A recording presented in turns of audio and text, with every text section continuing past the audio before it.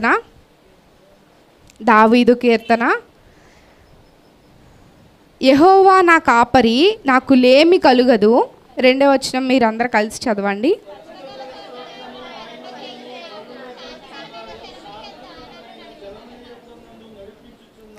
నా ప్రాణమునకు ఆయన సేద తీర్చుచున్నాడు, తన నామమును బట్టి నీతి మార్గములో నన్ను నడిపించుచున్నాడు.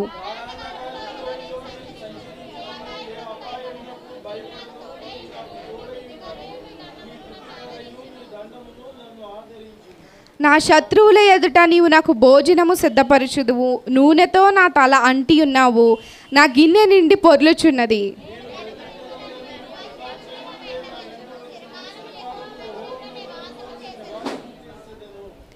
ఇక్కడ దావీదు ఒక రాజుగా కంటే ఈ కీర్తనలో ఒక గొర్రెల కాపరిగా మన ముందు కనబడుతున్నాడు. అంటే తను అందులోకి ఇన్వాల్వ్ అయిపోయి తన జీవితంలో నుంచి రాసిన కీర్తన. దావీదు ఎలాంటి వాడంటే ఒక తృణీకరింపబడిన ఒక వ్యక్తి అన్నమాట. సమూయేలు ప్రవక్త యెషయి ఇంటికి వచ్చినప్పుడు నేను వస్తున్నాను అని చెప్పి కౌరు పెడతాడు. అది మనందరికీ తెలిసిన విషయమే కదా. కౌరు పెట్టినప్పుడు ఈ యెషయి ప్రవక్త ఏం చేస్తాడంటే తనకున్న అంతమంది కుమారులను నిలబెడతాడు, అవునా కదా. నిలబెట్టినప్పుడు చివరిలో దావీదు ఉండడు. మనుషుల చేత తృణీకరించబడిన దావీదు, ఇంకా నీ కుమారులు ఉన్నారా, ఇంకా ఎవరైనా ఉన్నారా అని సమూయేలు ప్రవక్త అడిగినప్పుడు యెషయా ఏం చెప్తాడు? ఉన్నాడులే, కడసారి వాడు ఒకడు ఉన్నాడులే. అసలు చెప్పాలంటే ఏ ఇంట్లో అయినా చిన్నపిల్లల్ని ఎక్కువ ప్రేమిస్తారు, అవునా కదా. అంటే వాళ్ళు చిన్నపిల్లలు వాళ్ళకి ఏం తెలియదు అన్నట్టు ప్రేమిస్తారు. కానీ ఇక్కడ ఈ కుటుంబంలో చూసినప్పుడు అంతా ఆపోజిట్ మాట. దావీదు తండ్రి చేతే తృణీకరించబడినవాడు, కానీ దేవుడు ఏం చెప్తున్నాడు తెలుసా? వాడిని పిలిపించమని చెప్తున్నాడు. దావీదు పైకి చూడడానికి పై రూపం ఏమీ అంత సీన్ ఏమీ లేదు అనిపిస్తుందేమో దావీదుని చూసినప్పుడు. కానీ దావీదు ఏం చేస్తున్నాడంటే అక్కడ తనకిచ్చిన ఆ చిన్న పనిలో కూడా, అంటే గొర్రెలు కాసుకునే పనిలో కూడా, ఆ చిన్న పనిలో కూడా దేవుని యందు ఆనందించడం నేర్చుకున్నాడు దావీదు. ఆ కాపరి, గొర్రెల కాపరి ఎంత అంటే చాలా చాలా చిన్న స్థితిలో ఉన్న పని కదా అది. గొర్రెల కాపరి అంటే ఏదైనా పెద్ద రాజుకి ఉండే ఘనత ఉంటుందా? గొర్రెల కాపరికి ఉండదు. ఆ చిన్న పనిలో కూడా తన దేవుని యందు ఎలా సంతోషిస్తున్నాడో చూసారా? తను గొర్రెలకి కాపరి, కానీ తన ప్లేస్లో తను దేవుణ్ణి పెట్టుకుంటున్నాడు అన్నమాట.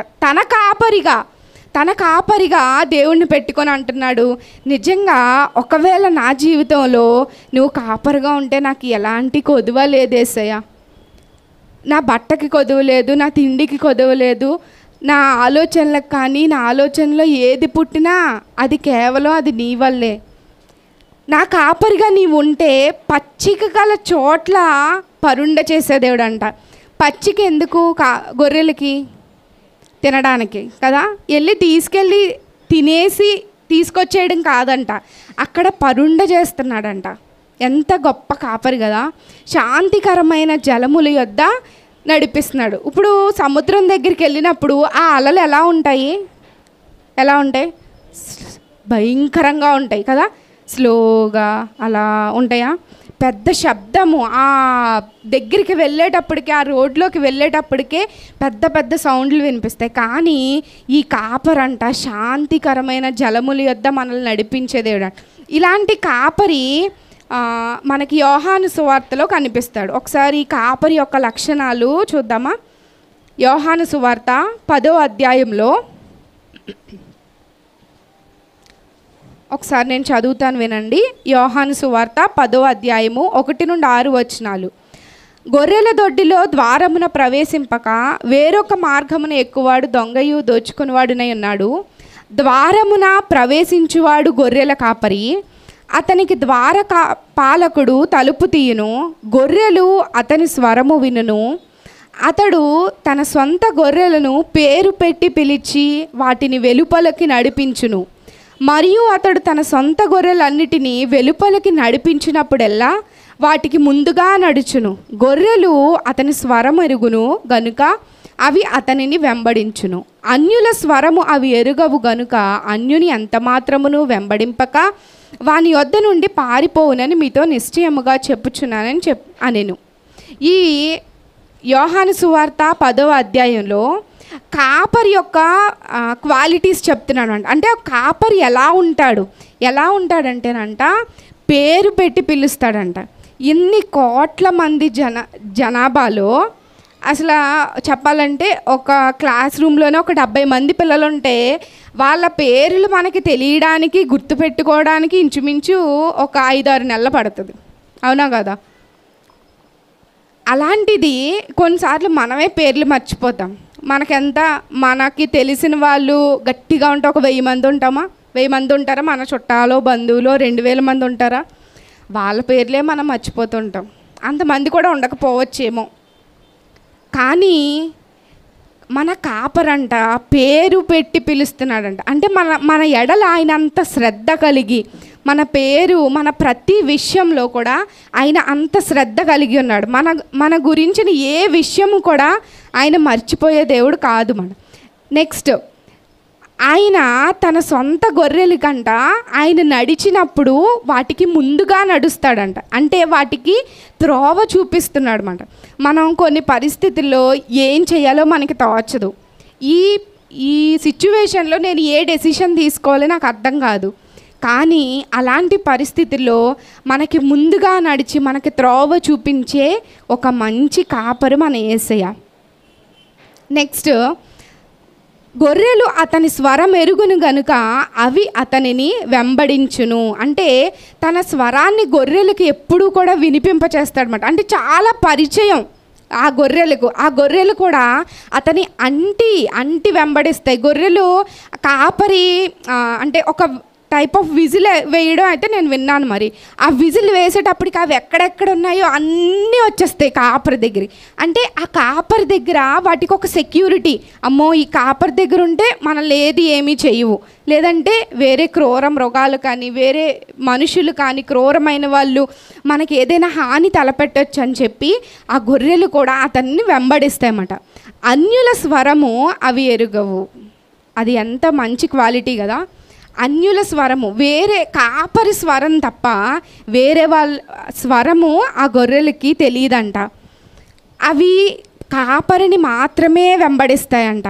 నిజంగా ఈ కాపరిని నా జీవితంలో అయితే నేను చెప్పగలను, నిజంగా ఆయన నా జీవితంలో ఒక మంచి కాపరి. ఇంతవరకు నా జీవితంలోనే కాదు, మీ అందరి జీవితాల్లో కూడా ఒక మంచి కాపరిగా ఉండి నిజంగా మనల్ని పచ్చిక గల చోట్లనే ఆయన మనల్ని పరుండజేశాడు. శాంతికరమైన జలముల యొద్ద మనల్ని నడిపించాడు.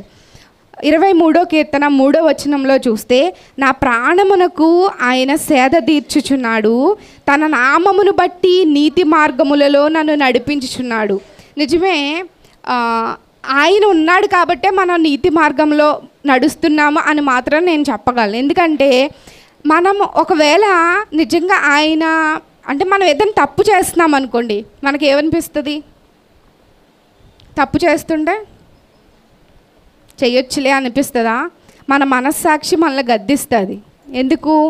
అది దేవుని ఆత్మ కలిగి ఉన్నది కాబట్టి, దేవుని ఆత్మ మనలో ఉన్నది కాబట్టి, ఆ కాపరి స్వరము ఈ గొర్రె తెలుసు కాబట్టి, అమ్మో నేను తప్పు చేస్తున్నాను, ఆయన నామమును బట్టి నీతి మార్గములో నన్ను నడిపించుచున్నాడు, గాఢాంధకారపు లోయలో నేను సంచరించినను ఏ అపాయమునకు భయపడను.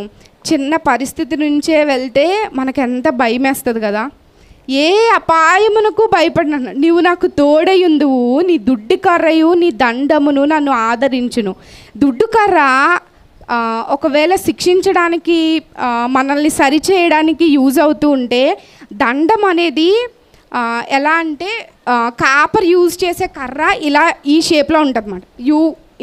ఇలా కిందకు ఉంటుంది.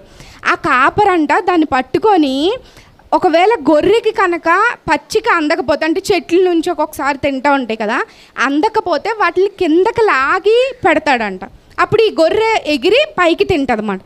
ఎంత అంటే ఏ గొర్రె ఎలా తింటుందో, ఎక్కడ తింటుందో ఆయనకి ఎంత స్పష్టంగా తెలుసో కదా. ఆయన అంత శ్రద్ధ చూపించే దేవుడు మాట. 5వ వచనంలో చూస్తే, నా శత్రువుల ఎదుట నీవు నాకు భోజనము సిద్ధపరచుదు. నా శత్రువులతో కాదంట. ఈ మాట నేను విన్నప్పుడు నాకు చాలా ఆనందం అనిపించింది. శత్రువులతో కాదు, శత్రువులతో కలిపేసి అందరితో పాటు కాదు నీకు భోజనం. శత్రువుల ఎదుట నీవు నాకు భోజనము సిద్ధపరచదు. వాళ్ళు చూస్తుండగానే కొన్నిసార్లు అనిపిస్తుంది, వాళ్ళు చూస్తుండగానే ఏంటి మనం ఇలా అయిపోతున్నామేంటి, ఇంకా ఇంకా ఇంకా ఇంకా దిగజారిపోతున్నామేంటి, ఫైనాన్షియల్గా ఇలా అయిపోతున్నామేంటి, వాళ్ళేంటి మంచి ఇల్లులు కట్టుకుంటున్నారు, చాలా చక్కగా ఉన్నారు, బాగున్నారు అనిపిస్తూ ఉంటుంది. కానీ ఒకరోజు రాబోతుందంట, ఆ రోజున నీ శత్రువుల ఎదుటే నీకు ఆయన భోజనము సిద్ధపరిచే దేవుడు అంట. హల్లెలూయా. నెక్స్ట్, నూనెతో నా తల అంటి ఉన్నావు. నూనె అనేది ఆశీర్వాదానికి సాదృశ్యము, అవునా కదా. నూనెతో నా తల అంటి ఉన్నావు, నా గిన్నె నిండి పొర్లుచున్నది. ఆయన ఆశీర్వదించినప్పుడు మన గిన్నె నిండి పొర్లుతుంది, అంటే మన ఆత్మలో మనం ఆనందించగలుగుతాం. నేను బ్రతుకు దినములన్నీయు కృపాక్షేమములే నా వెంట వచ్చును, చిరకాలము యెహోవా మందిరములో నేను నివాసం చేసేదును. ఈ 6వ వచనము మనము చేయవలసిన తీర్మానం అన్నమాట. ఈ కాపరిగా నా జీవితంలో ఇన్ని చేసావు కదా ప్రభువా, ఇంతగా నా ఎడల ఇంత శ్రద్ధ చూపించావు కదా, కాబట్టి నేను బ్రతికే ప్రతి దినము కూడా నీ సన్నిధిలోనే గడుపుతాను. కృపాక్షేమములే నా వెంట రావాలి. చిరకాలము చిరకాలము చిరకాలము నా ఊపిరి ఉన్నంత వరకు, నా శ్వాస వదిలే వరకు కూడా నేను నీ సన్నిధిలోనే గడుపుతాను అని చెప్పి మోకరించి మనం ఆయనకి తీర్మానం చేద్దాం.